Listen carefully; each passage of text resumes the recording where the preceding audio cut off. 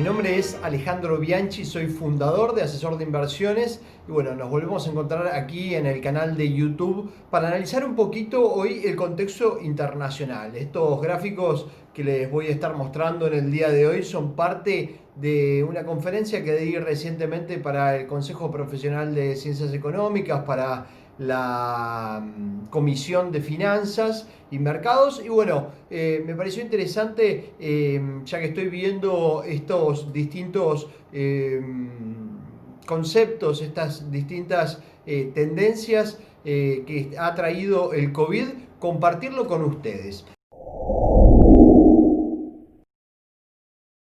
Donde vamos a estar viendo el escenario macro desde una perspectiva del mercado financiero, el mercado de capitales, qué cambios y qué cosas estoy viendo que se han producido en función del COVID y bueno, algunas oportunidades que quizá podemos llegar a capturar en ese sentido. Recuerden que en Asesor de Inversiones, si ustedes están interesados en invertir, desde 100.000 pesos para el mercado local y 100.000 dólares para el mercado internacional, podemos asesorarlos y bueno, armarles un portafolio de largo plazo y ayudarlos a comenzar a invertir en los mercados de capitales. Así que si les gusta este video y les interesa la propuesta, también pueden ir a nuestro sitio web y darle like aquí al video para que les lleguen las notificaciones cuando tengamos nuevos videos subidos al canal.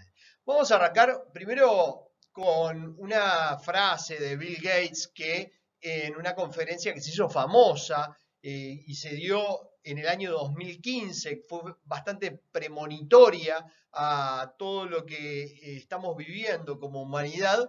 Bill Gates decía en esa conferencia, si empezamos ahora podríamos estar listos para la próxima pandemia. No tendremos que acaparar latas de espagueti o irnos al sótano. Bueno, claramente esa advertencia de Bill Gates pareciera ser que si bien fue a tiempo, no llegó, digamos, a generar el efecto, o me parece el mundo no estaba preparado para una pandemia de este estilo. Y bueno, vamos a verlo en una serie de gráficos que, por un lado, el efecto en la salud y, por otro lado, el efecto en la economía han sido devastadores. En la salud, nada más que decir que, bueno, tenemos arriba de 13 millones, 14 millones de casos en el mundo de coronavirus, más de digamos, medio millón, 500.000 muertos hasta el momento. Y bueno, probablemente en esta carrera en la cual se encuentran las distintas empresas líderes, los laboratorios líderes, eh, entre Moderna, Pfizer y AstraZeneca para sacar la vacuna, nos lleve a que quizá en octubre tengamos novedades, porque ya están en fase 3, estas tres compañías están acercándose a la fase final y la aprobación, que seguramente va a ser en un proceso más rápido que de costumbre, con lo cual la expectativa quizá es que estén presentando, digamos, el pedido de aprobación para estas vacunas probablemente en el mes de octubre, y que quizá hacia fines de año y principios del año próximo empiece, digamos, a distribuirse ya la vacuna a nivel global. En ese sentido, quizá Pfizer es la que, en mi opinión, quizá tiene más chances de tener la vacuna más exitosa, puesto que está probando 4 vacunas distintas, a diferencia de lo que está pasando con Moderna y AstraZeneca, aunque todas, digamos, están en un estadio de avance bastante significativo, donde todas, digamos, las vacunas han hasta ahora mostrado anticuerpos y mostrado ser efectivas para prevenir este flagelo que nos afecta a todos. ¿Y cómo nos ha afectado desde lo económico? Ahora sí, metámonos algunos números, algunas cosas que estuve viendo. Estos son algunos datos que saqué de la plataforma de Acon. Recuerden que a través de nuestro sitio de asesordeinversiones.com ustedes pueden acceder a un mes gratis de esta plataforma muy completa en términos de información fundamental y de información técnica para hacer gráficos y análisis técnico. Así que si quieren aprender a usarla, tenemos un curso de análisis técnico. Vayan a asesordeinversiones.com/capacitaciones y también ahí van a ver que en ese mismo, digamos, en esta misma solapa del sitio van a encontrar los descuentos para acceder a las plataformas de Metastock y de Icon, que es una plataforma toda integrada de información. Así que fíjense, en este caso les traigo un poco el efecto de la pandemia en términos del empleo en los Estados Unidos. Fíjense que la velocidad de la caída es la más grande de todas las últimas crisis que ha vivido el mundo y los países desarrollados. En este caso es el desempleo en los Estados Unidos. Pero a su vez, fíjense que se está dando un efecto muy extraño, que es que el rebote, la velocidad de recuperación del empleo,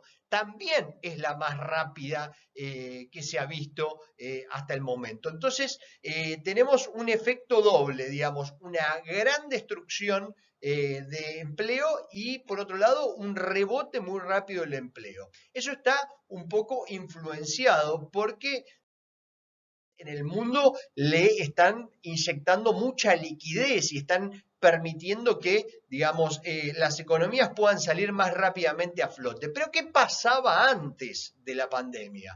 Recuerden que venimos de un momento en el cual la Fed, al ver, esta es la inflación core en los Estados Unidos, ¿sí? Es la que quita, digamos, los bienes más volátiles de la economía y, digamos, que suele ser más estable.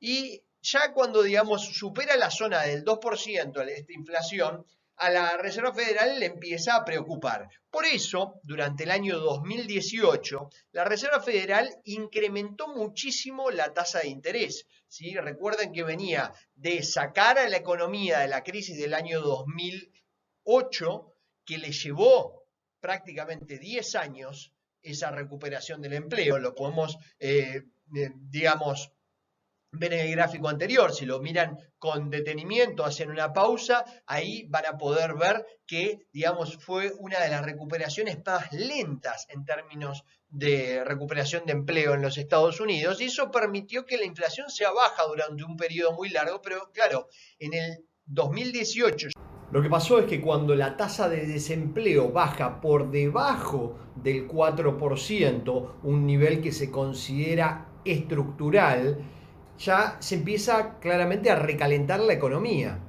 Y la inflación supera la zona del 2%, motivo por el cual la Reserva Federal empieza a quitar sus estímulos, empieza a subir las tasas de interés, empieza a transformarse en una aspiradora de dólares, en hacer una política más contractiva, y eso fue, digamos, lo que detonó en el año 2018 la crisis que también explotó en países emergentes que necesitaban fuerte financiamiento y tenían variables todavía muy débiles como Argentina, donde, digamos, tuvimos esa explosión en el tipo de cambio y las variables de golpe se desacomodaron porque, claro, empezaron a faltar dólares en el mundo ya que la Reserva Federal absorbía dólares que había emitido previamente para sacar a Estados Unidos de la crisis. Fíjense la situación actual con la mayor parte de los bancos centrales del mundo, de los principales bancos centrales del mundo. Acá tenemos Estados Unidos, el Reino Unido, la zona euro, Francia, Alemania, digamos, tenemos una situación en la cual toda la zona euro está en tasa cero, Reino Unido en 0,1, Estados Unidos en 0,25, es decir, se ha roto nuevamente, así como yo vengo sosteniendo desde el año 2008, cuando hacía las conferencias por toda la Argentina y llevaba la voz de la bolsa, digamos, a las distintas provincias, que el principio financiero fundamental por el cual hay un costo del dinero en el tiempo está quebrado, ¿sí? el principio financiero fundamental es que si yo les pregunto a ustedes, ¿qué prefieren? Supongamos que tienen certeza de que yo les voy a dar $1000. ¿Qué prefieren? ¿Que yo se los dé mañana o dentro de 10 años? La lógica indicaría que todos me digan mañana. ¿Por qué? Porque ustedes podrían agarrar esos $1000, colocarlos a tasa de interés y en 10 años tener mucho más que $1000. Ahora bien, si yo llevo la tasa de interés a cero, lo que sucede es que la respuesta correcta es que es indistinto recibirlos dentro de 10 años que recibirlos mañana, suponiendo siempre que tengan certeza de que se los voy a dar, ¿no? Y por otro lado, fíjense una cosa interesante, tenemos en Japón tasas negativas, con lo cual, en ese sentido, sería lógico decir, vamos a preferir recibir el dinero dentro de 10 años, porque si lo recibimos hoy y lo colocamos en un banco de interés, vamos a tener mucho menos dinero en dólares dentro de 10 años.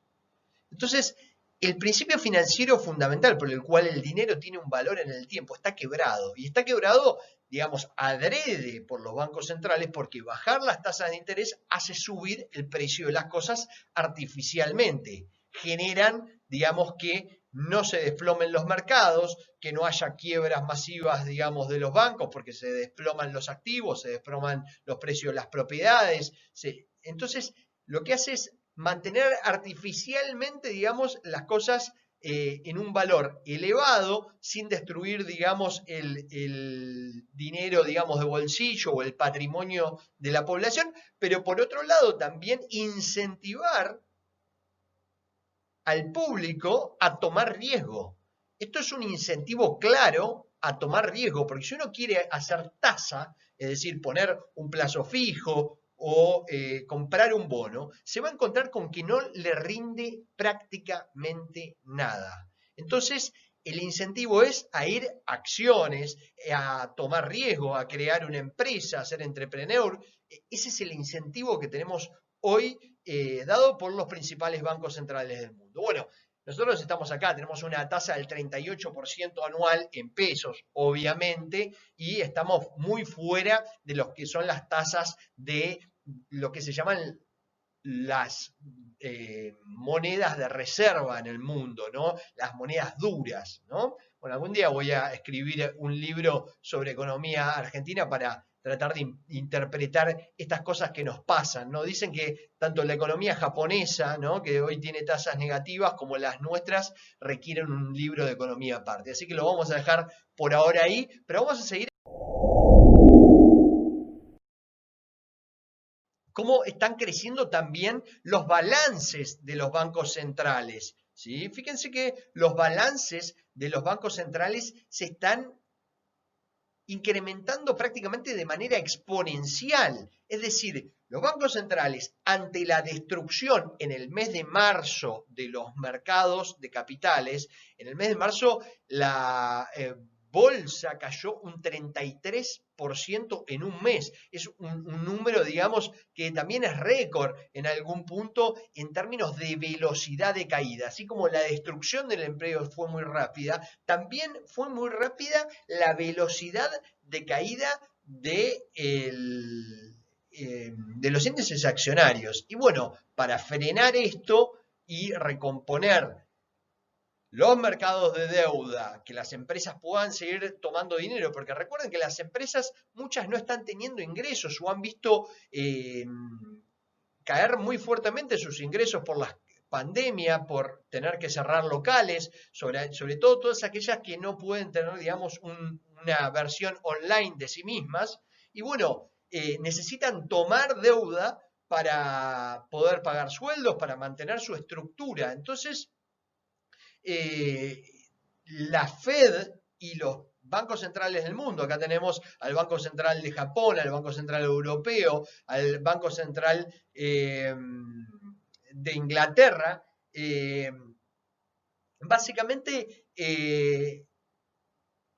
lo que están haciendo es tratar de recomponer a los mercados de crédito para que los mercados de crédito permitan subsistir a las empresas durante la pandemia hasta que ésta termine y de esa forma mantener los puestos de trabajo, mantener a las empresas, pero claramente esto está generando también un efecto en los mercados de capital.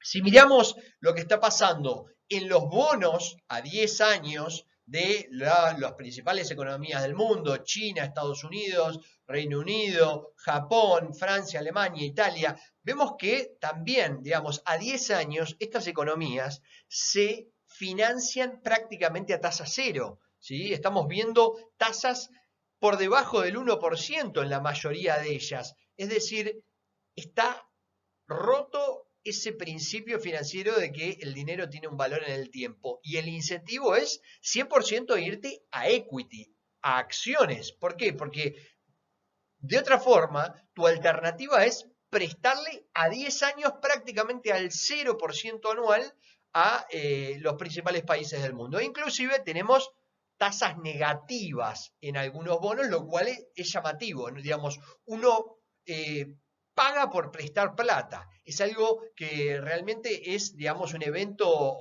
digamos, una anomalía histórica, me parece. Y algo que creo que puede tener consecuencias.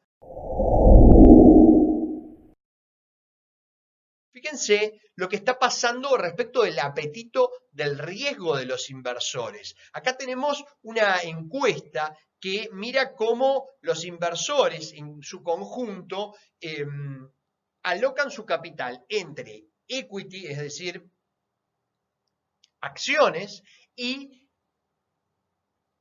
efectivo, cash, y por otro lado, bonos. Fíjense que en la crisis del año 2000 y la crisis del año 2008, ha habido, digamos, una fuerte preferencia por el cash, es decir, irse a efectivo y la venta de acciones, la venta de equity. Sin embargo, fíjense lo que ha pasado durante esta crisis. Ha habido claramente una preferencia por el efectivo, había un aumento del efectivo, siempre en las crisis dicen cash is king, pero fíjense la recuperación rápida que está teniendo la inversión en equity, ¿sí? Ha habido toda una tendencia a través de la cual, por un lado, los bancos centrales han incentivado que los inversores vuelvan a tomar riesgo, pero por otro lado ha habido una cantidad de plataformas, entre ellas quizá Robinhood, que de manera, digamos, gratuita, entre comillas, no es gratuito, siempre, digamos, desconfíen de esas plataformas porque de algún lado te lo sacan, ¿sí? En el sentido de que tienen contratos que quizá le hacen front running a los clientes, algo que de alguna forma tienen que tener cuidado ustedes como inversores.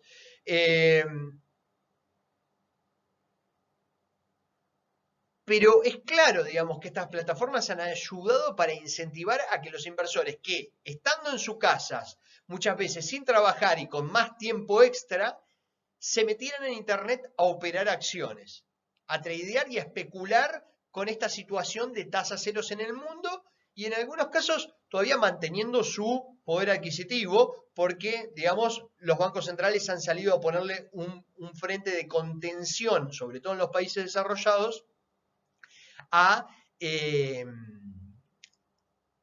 el mercado de crédito para que las empresas puedan seguir manteniendo a sus empleados y su nómina de alguna manera, ¿no? Y no sea más profunda esta caída de empleo que vimos al principio y por otro lado que sea rápida la recuperación en el empleo, ¿no? Fíjense un efecto muy interesante. Acá tenemos a las FANG. Estas son las compañías conocidas, digamos, como Facebook, Apple, Amazon, Netflix y Google, ¿no? Este conjunto de compañías, si las indexamos, digamos, tomamos todos sus precios, los promediamos y los graficamos, nos va a dar un gráfico. Este gráfico también, digamos, lo hice con el Metastock, la plataforma, digamos, de la cual somos distribuidores oficiales, y en nuestro sitio ustedes pueden acceder a el link para hacerse, como les dije, de un mes gratuito de esta plataforma. Fíjense cómo ha habido una corrección inicial, pero luego un rally impresionante que lo ha llevado a una zona prácticamente de resistencia de largo plazo a las FANG. Es decir, tuvimos una situación interesantísima en la cual, en medio de una crisis global, con gran cantidad de desempleo en el mundo, con cierre de empresas masivas, con caídas del PBI de todos los países del mundo por primera vez en la historia, digamos, y donde los mercados de acciones de pronto muestran que hay un conjunto de acciones, las más grandes de ellas y las tecnológicas, que no solo se recuperan, sino que superan los máximos pre-crisis y tocan valores récord históricos.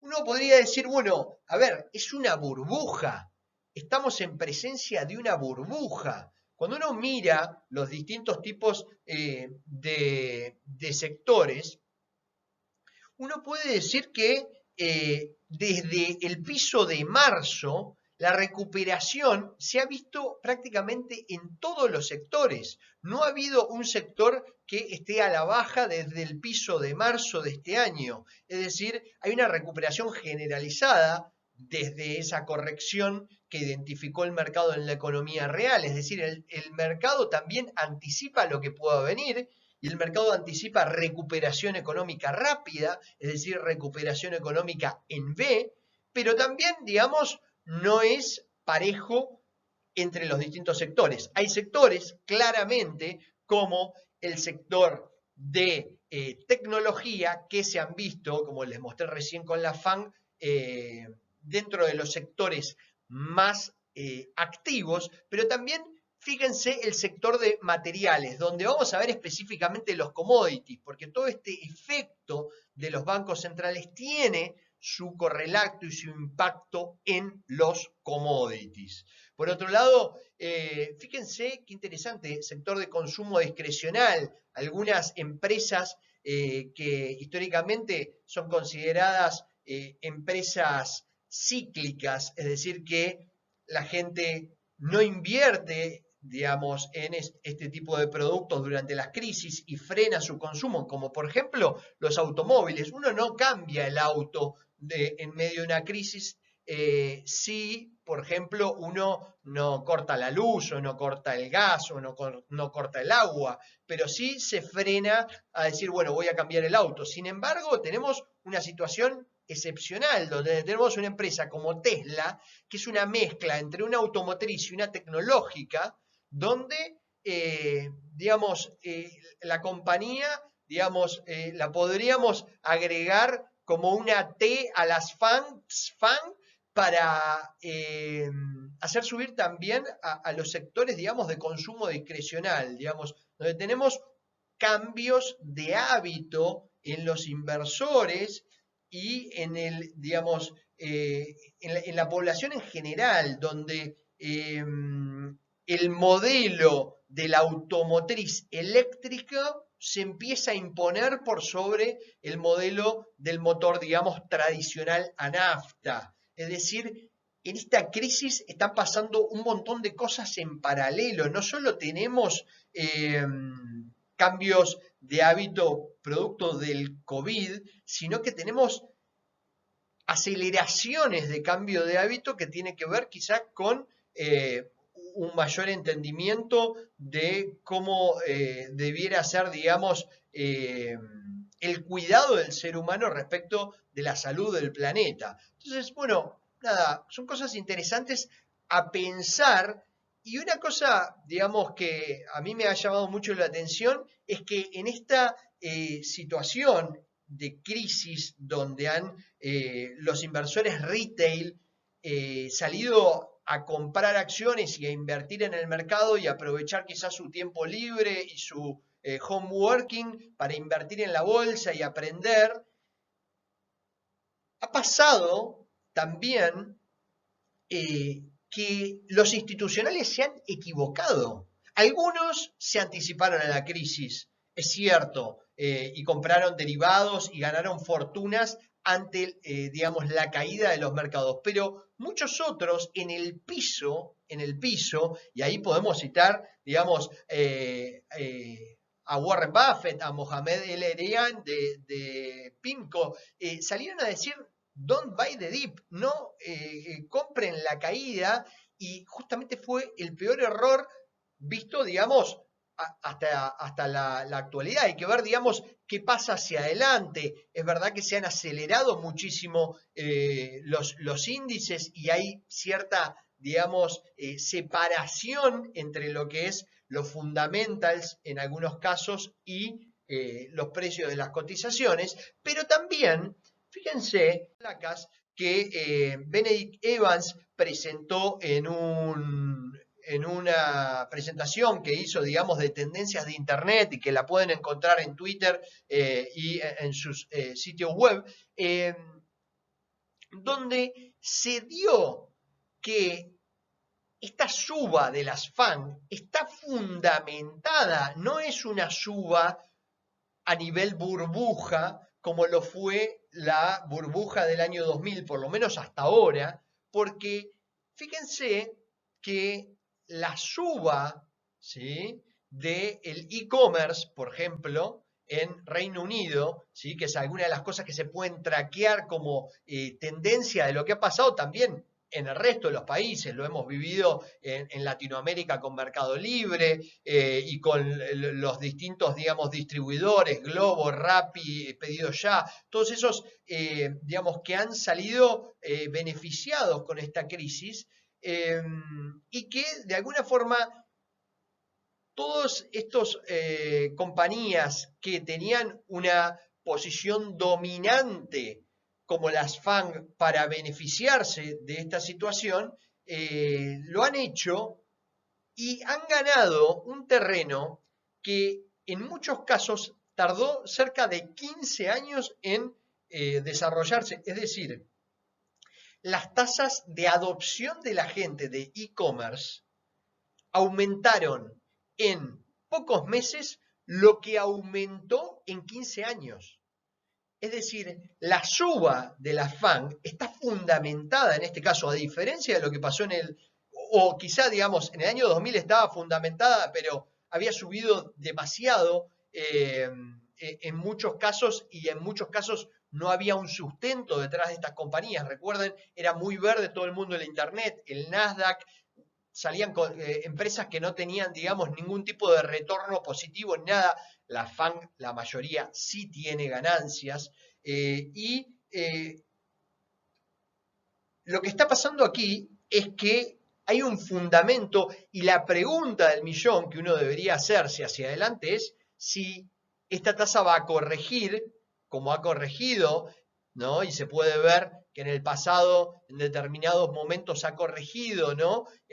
Por cuestiones más bien estacionales, pero luego uno puede ver que si saca una media o un promedio hay una tendencia alcista, ¿sí? Y quizá, digamos, hay una parte que nunca va a terminar de corregir, o sea, que hay gente que ha adoptado el e-commerce y ahí se va a quedar. Es decir, mi interpretación es que la nueva normalidad no nos va a llevar, digamos, cuando salga la vacuna quizá y volvamos, digamos, a tener una normalidad o volvamos a tener una vida en sociedad, digamos, un poco más activa, no nos va a llevar, digamos, al punto anterior, sino quizá nos lleve a un punto intermedio entre lo que fue, digamos, la vida de ir a trabajar todos los días a la oficina, cumplir un horario y hacer, digamos, un trabajo quizá más por objetivos, home working y evitar el commuting. Me parece que va a haber un punto intermedio. Otro gráfico donde también nos muestra el cambio año a año en la, digamos, en los revenues por industrias, ¿sí? Y fíjense, estas industrias, digamos, que han sido las beneficiadas del COVID y obviamente las perjudicadas, ¿no? Los hoteles, los restaurantes. Y la pregunta, quizá acá también, es: ¿vamos a dejar de viajar por siempre? ¿Vamos a dejar de ir a restaurantes por siempre? Por eso digo, el punto de retorno quizás es un punto intermedio. Quizás ya un montón de gente que durante un montón de tiempo diga, bueno, a ver, prefiero cocinarme en mi casa, que sé, digamos, de dónde viene la comida y todo. Y eso puede, por ejemplo, a los supermercados darle un ingreso extra, ¿sí?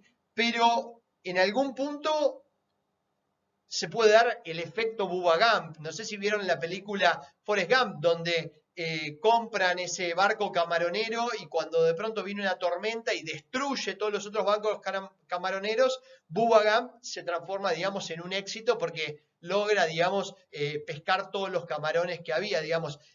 Aquellos restaurantes que sobrevivan probablemente, digamos, encuentran una situación de efecto Bubba Gump, donde la gente vuelva a una normalidad quizás intermedia, pero tengan una demanda con mucha menor oferta y que, digamos, les permita también recuperar niveles del pasado, con lo cual, interesante a ver si llega a salir la vacuna, el tema hoteles, el tema restaurantes, para invertir en mercados, cosas que me parece ustedes tienen que empezar a pensar, digamos, como más complejas, es algunos modelos como por ejemplo, y voy a hacer un video específico sobre las inversiones inmobiliarias, porque realmente me parece que son, digamos, los grandes perdedores en esta crisis, las inversiones inmobiliarias de todo tipo, desde aquellos modelos tipo Airbnb, los modelos tipo WeWork, los modelos de oficinas, por lo que les comenté recién, de home working, digamos. Hay una serie, digamos, de cambios estructurales de largo plazo en lo que es real estate que me parece van a dañar mucho, por lo menos durante un tiempo, a esta industria. Y voy a hacer un video específicamente aparte sobre algunas cuestiones a tener en cuenta, sobre todo para ver algunos niveles de precio en esta industria que me parece que pueden relativizarse o cambiar también versus el resto de las inversiones, ¿no? Como invertir en bolsa. Me parece hoy, digamos, invertir en bolsa, yo los invito a aquellos que quizá en Argentina es una inversión muy tradicional porque están acostumbrados a invertir y tocar los ladrillos y creen que, digamos, es lo más seguro. Hoy claramente, digamos, la situación actual donde muchos no lo han podido alquilar durante la pandemia y donde se han desplomado los ingresos por alquileres en dólares, donde tenemos nuevas legislaciones que complican el tema, digamos, de la libre contratación con los inquilinos y la definición de los precios, y donde todavía tenemos un mercado artificialmente alto en niveles de precios que creo que va a terminar de ajustar, porque si uno lo mira contra distintos indicadores, específicamente contra la bolsa, claramente está todavía en niveles estratosféricamente altos. Así que los invito, si ustedes están interesados, nunca invirtieron en bolsa, en Asesor de Inversiones tenemos todo para ayudarlos a invertir. Me gustaría cerrar este video con el último efecto o uno de los tantos efectos que va a generar el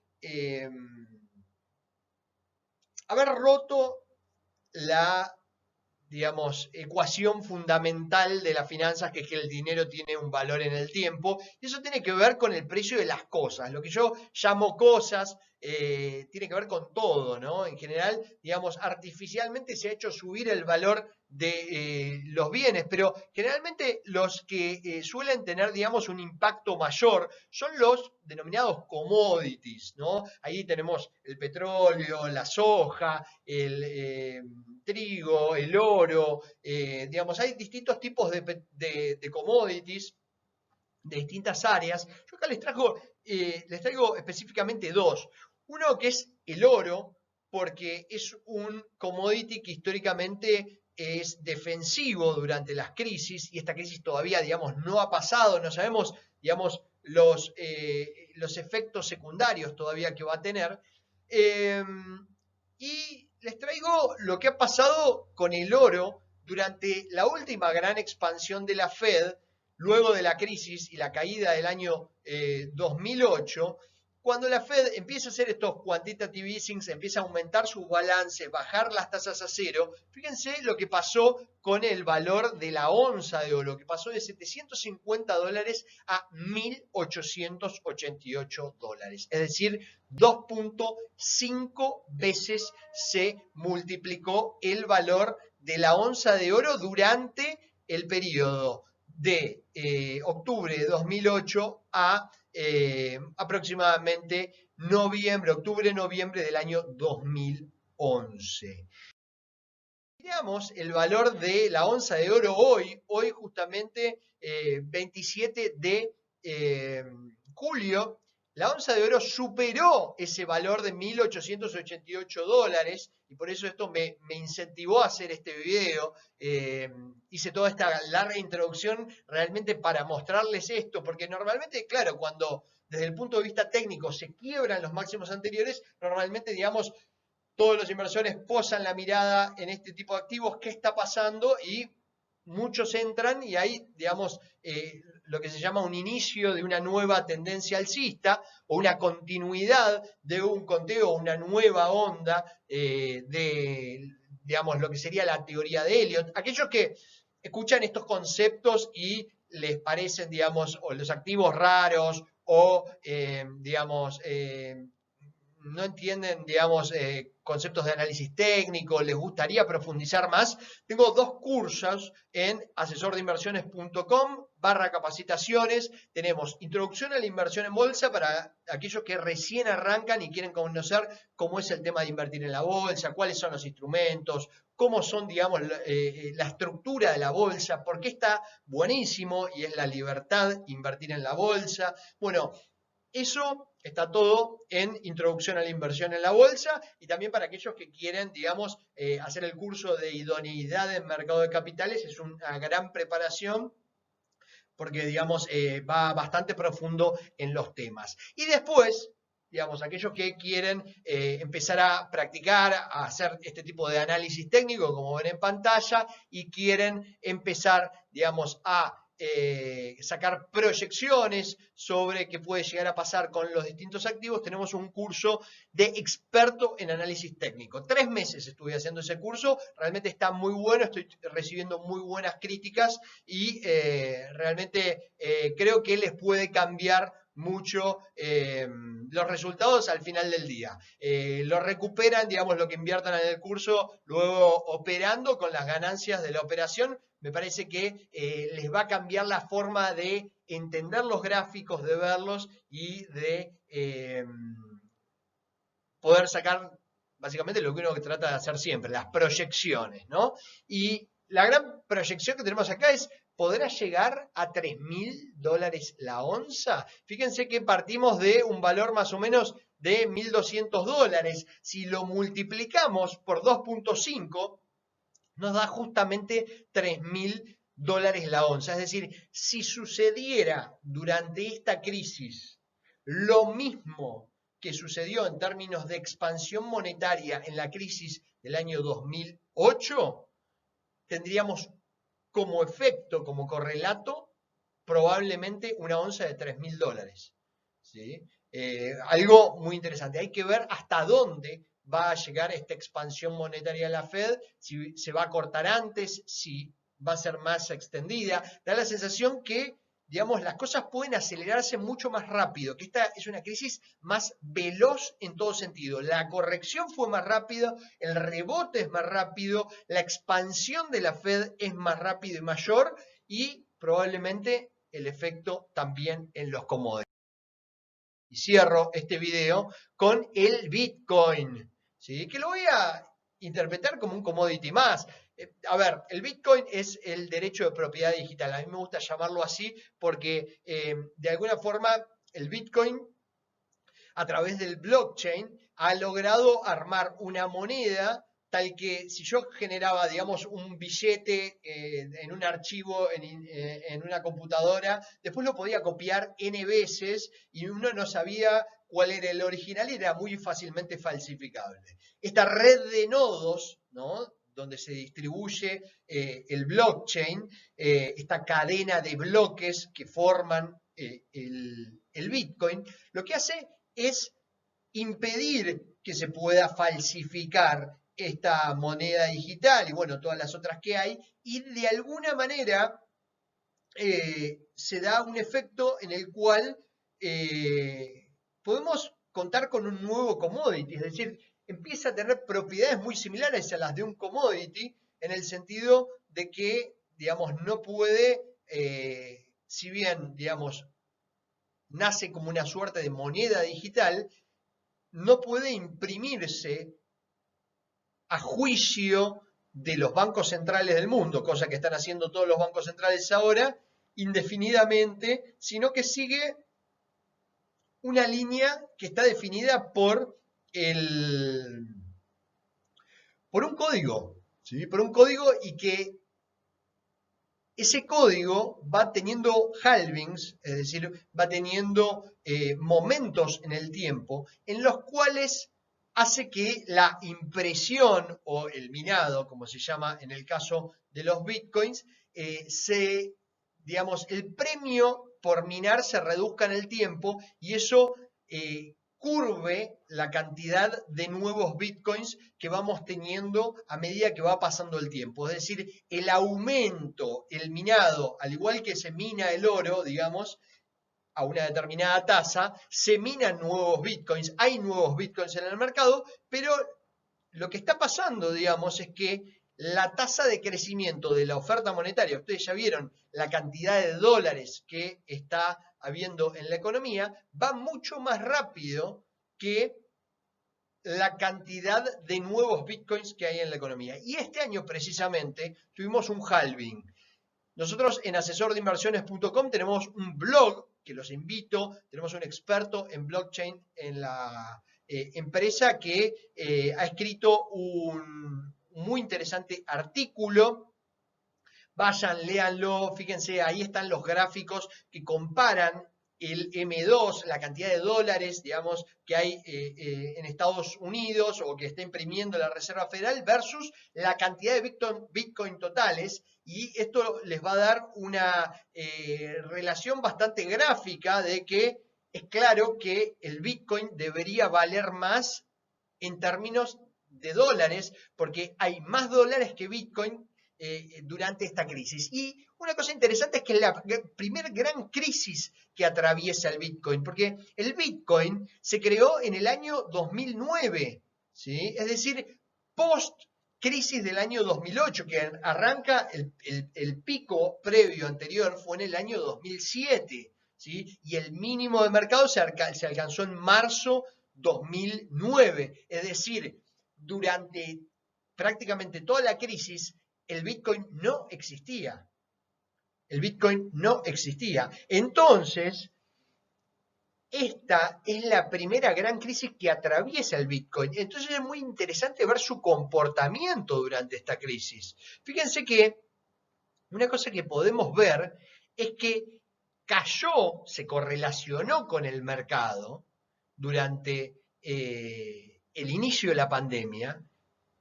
También lo hizo el oro, pero actualmente, digamos, tenemos una muy importante recuperación, se duplicó el precio del Bitcoin desde el piso del mercado de marzo. Y no solo eso, sino que en el día de hoy también ha quebrado, al igual que el oro, su resistencia. Fíjense esta línea azul que ven aquí, ¿sí? Para aquellos que no saben mucho de análisis técnico, eso es una resistencia, un nivel de precio que le cuesta mucho romper al alza. Fíjense que aquí lo intentó romper en el año 2019 y no pudo, y esto nos abre la perspectiva de que va a haber nuevas escalas para el precio del Bitcoin. La primera, fácil, les diría, el máximo anterior, ¿sí? En la zona de 18.000 dólares. Me parece que tenemos un primer objetivo para el Bitcoin, pero bueno, para aquellos que saben un poquito más de patrones, ahí está graficado un patrón. Para aquellos que no, los invito a hacer nuestro curso de análisis técnico y aprender hasta dónde probablemente puede irse el Bitcoin con el patrón que está en pantalla. Y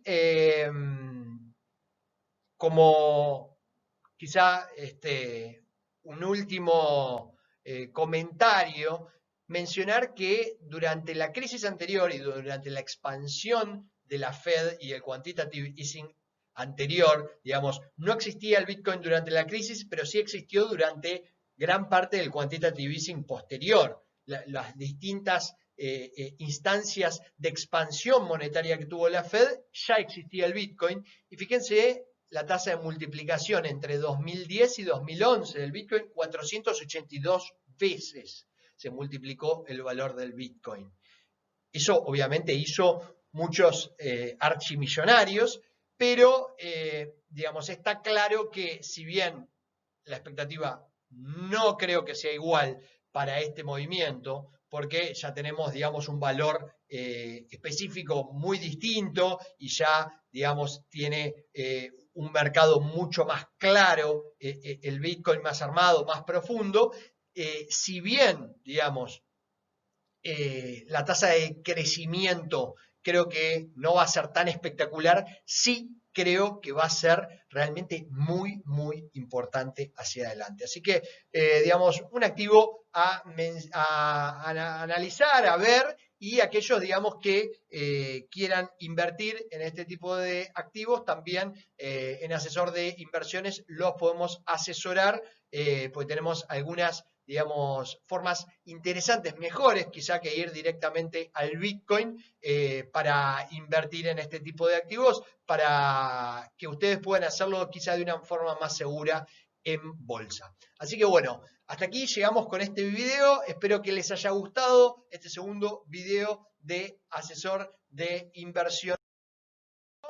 Y me despido con un último grafiquito donde también les dejo una pregunta, que es hasta dónde puede ir esta crisis, esta recuperación y esta crisis, ¿no? Un poco acá tienen la caída en la confianza del consumidor, la gran suba que ha tenido el mercado, y se habla, digamos, de esta separación o de cierta burbuja entre lo que está pasando quizá con el mercado de empleo, con lo que pasa con la confianza del consumidor y lo que está pasando con los precios de las acciones también. Recuerden, nada sube hasta el cielo ni se hunde hasta el fondo del mar, así que en algún momento también tendremos correcciones seguramente en los mercados de equity. Y bueno, si ustedes quieren un asesoramiento para poder anticiparse, está bueno que nos contacten a nuestras vías y que se suscriban para ver los próximos videos, para que los canales les avisen cuando subimos un nuevo video.